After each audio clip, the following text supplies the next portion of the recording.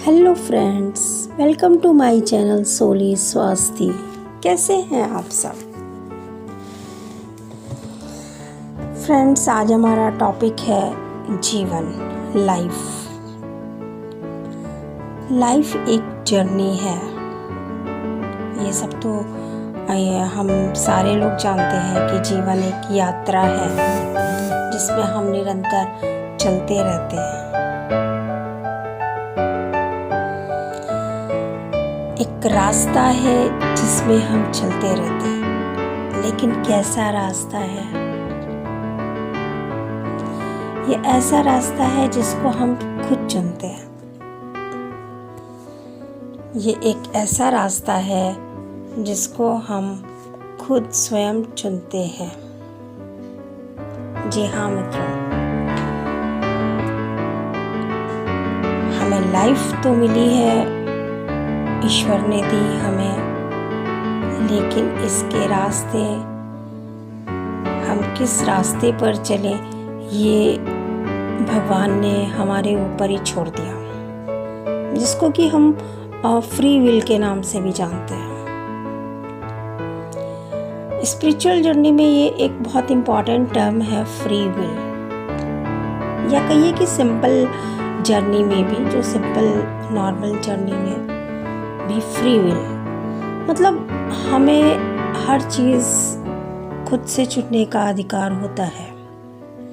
इस जीवन में कोई भी पड़ाव आए, कहीं कुछ भी मुसीबतें आए, या कहीं कोई डिसीज़न लेने का अधिकार हमें स्वयं होता है। उसमें कोई गॉड, कोई यूनिवर्स या नेचर, वो हमें कहीं भी बाध्य नहीं करती है।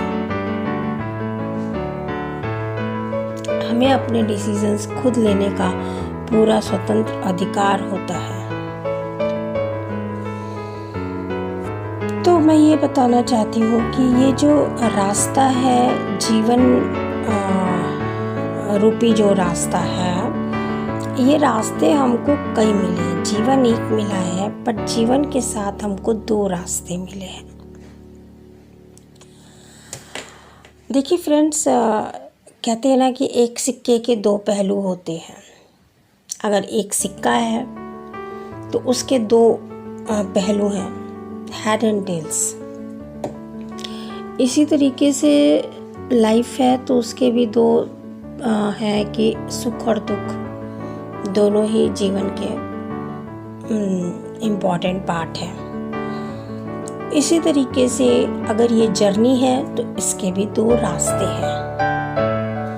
हर चीज़ के एक बुरा एस्पेक्ट, एक अच्छा, और दोनों ही एस्पेक्ट हमको भगवान देता है। दोनों ही ऑप्शंस हमको, हर एक चीज़ के दो ऑप्शंस तो ज़रूर मिलते हैं हमें। इसी तरीके से ये लाइफ है तो हमें इसके भी दो ऑप्शंस मिले हैं, दो रास्ते मिले हैं, क्योंकि ये जर्नी है तो इसके लिए भी हमें दो रास्ते मिले हैं। पहला रास्ता है जो हमें शिव तक पहुंचाता है, और दूसरा रास्ता है जो हमें शव तक पहुंचाएगा।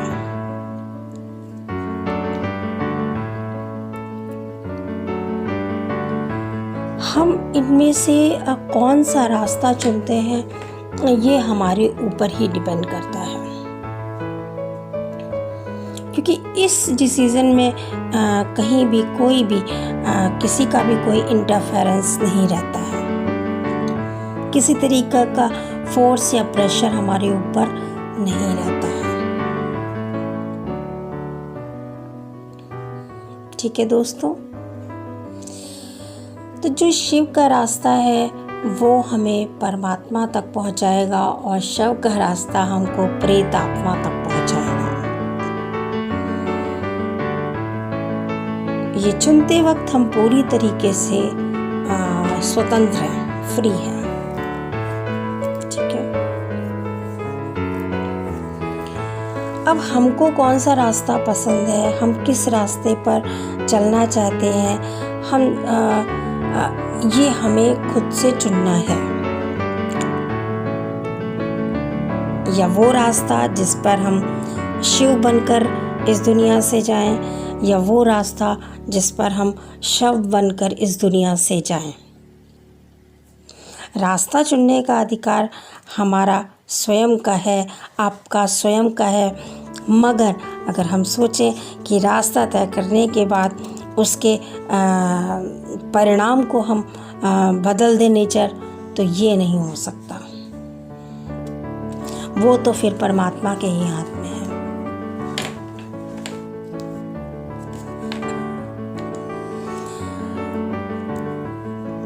मैंने बोला ना कि इस दुनिया में हर वस्तु का, हर चीज़ का, हर एक चीज़ का एक दो पहलू होते हैं जो सापेक्ष चलती रहती हैं आपस में। दो पैरेलल रेल की पटरी की तरह सापेक्ष चलते रहते हैं दोनों चीज़ें। जैसे कि जहाँ अच्छाई है वहाँ बुराई है, जहाँ धर्म है वहाँ अधर्म भी है, जहाँ पुण्य है वहाँ पाप भी है, और जहाँ स्तुति है, प्रशंसा है, वहाँ निंदा भी है। दोस्तों, जहाँ सम्मान है वहाँ अपमान है, जहाँ पुरस्कार है, पारितोषिक है, वहाँ दंड भी है, पेनल्टी भी है। जहाँ यश है वहाँ अपयश है, और जहाँ विजय है वहाँ पराजय भी है। जहाँ लाभ है वहाँ हानि भी है, जहाँ सुख है वहाँ दुख भी है।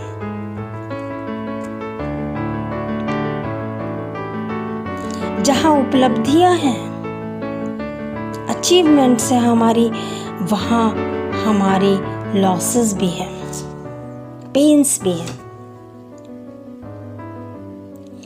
तो ये तो मैंने गिनाया आपको हमारे विचारों, कर्मों, प्रारब्धों और क्रियाओं के अनुसार अच्छे और बुरे परिणामों का हमारे ऊपर जो परिणाम मिलते हैं हमको, ये गिनाया मैंने आपको। इन परिणामों पर हमारा बस नहीं है।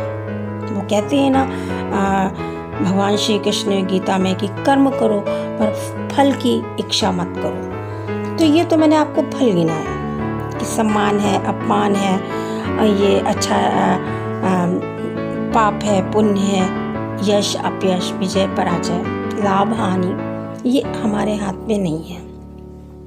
लेकिन हमारे हाथ में क्या है?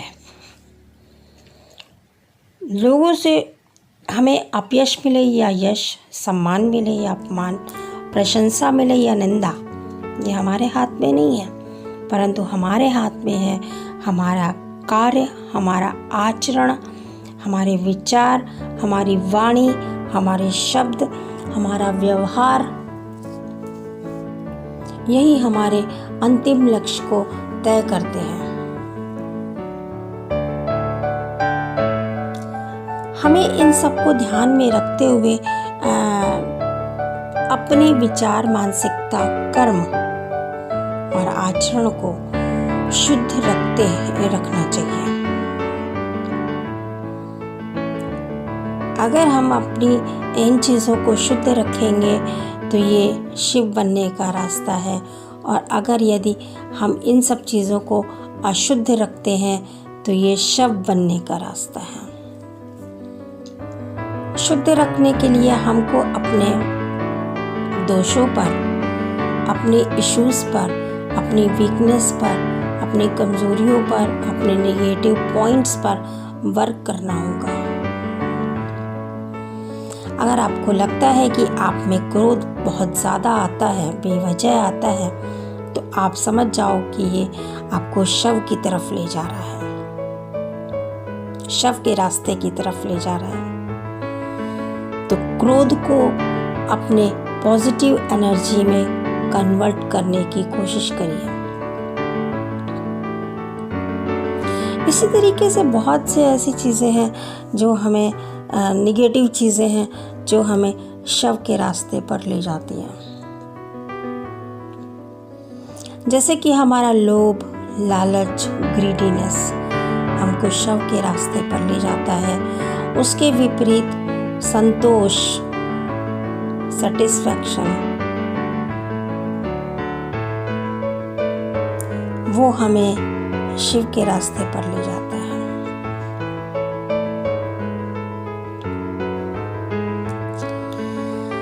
मोह हमको शिव के रास्ते पर ले जाता है। उसी के विपरीत अगर कर्तव्यों को निस्वार्थ रूप से निभाने का भाव हमको शिव के रास्ते पर ले जाता है।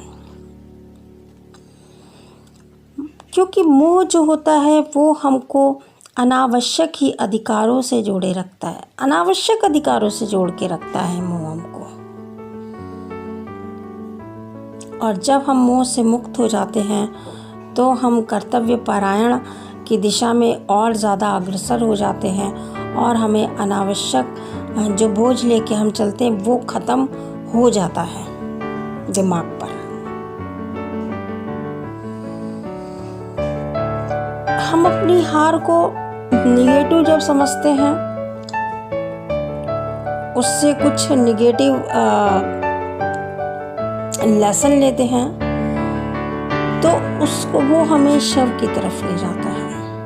लेकिन अगर हम अपनी हार को, किसी भी तरीके की हार को, हम उसको एक लेसन समझते हैं, उसको पॉजिटिव लेसन समझ के सीखते हैं, तो वो हमें विजय की तरफ ले जाता है, जो रास्ता शिव का है।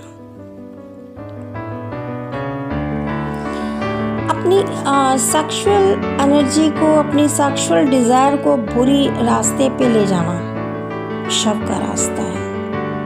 अपनी सेक्सुअल डिज़ायर को फुलफ़िल करने के लिए किसी काम को करना, गलत काम को करना, वो शिव का रास्ता है।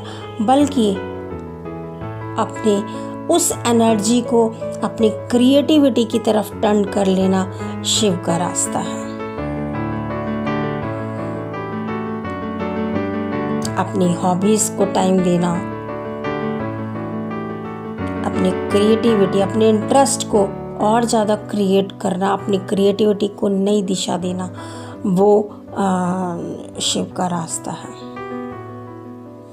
अपने एडिक्शन को अपने पैशन का, अपने जुनून की तरफ मोड़ देना शिव का रास्ता है। एडिक्शन शिव का रास्ता है।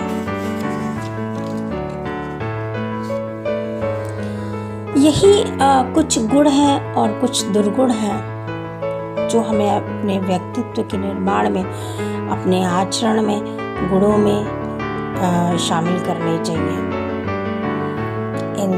इनको सद्गुणों में सदाचार, संयम, कर्तव्य परायणता, अनुशासन, सच्चाई, साहस, इनको शामिल करने से हम शिव तक पहुंच सकते हैं। इसके विपरीत अगर दुराचार, कामचोरी, हरामखोरी, झूठ, फरेब, झूठा दिखावा, मोह, लालच, भय, क्रोध, जलन, चरित्रहीनता, ये सब शिव तक पहुंचने के रास्ते हैं। अब ये आपको तय करना है और सोचना है कि आप किस रास्ते पर हैं। दोस्तों, हम एक बात ये मैं कहना चाहती हूँ कि हम ये कहते हैं कि हम अपने बच्चों से बहुत प्यार करते हैं,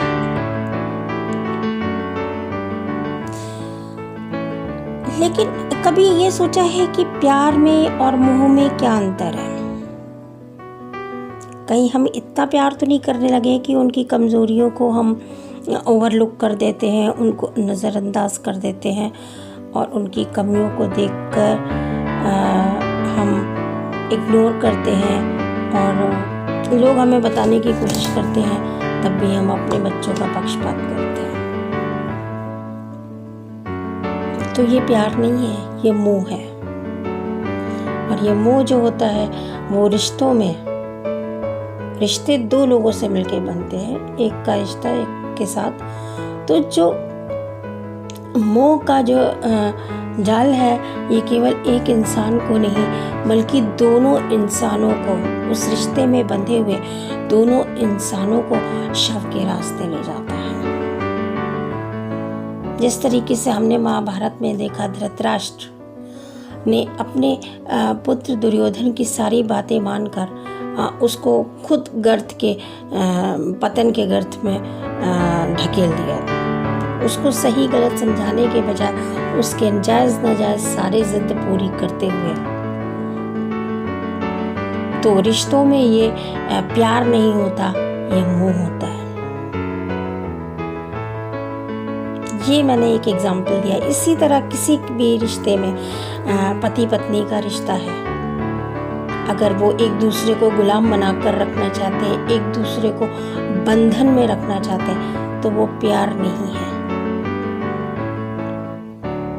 प्यार तो शिव का रास्ता है। समर्पण, प्यार में समर्पण है, प्यार में विश्वास है, प्यार में संदेह नहीं है। किसी भी रिश्ते में प्यार हो, वो शिव का रास्ता है। लेकिन प्यार को हम अपनी सेक्सुअल डिज़ायर बोलें, या प्यार को हम मोह बोलें, या प्यार को अपना स्वार्थ बोलें, या प्यार को अपनी डोमिनेंसी बोलें, वो शिव का रास्ता है।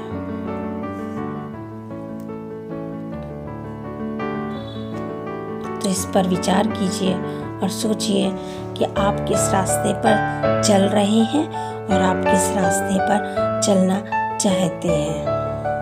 So thanks for watching friends. Please like, share, comments and subscribe my channel. Thank you. Love you all.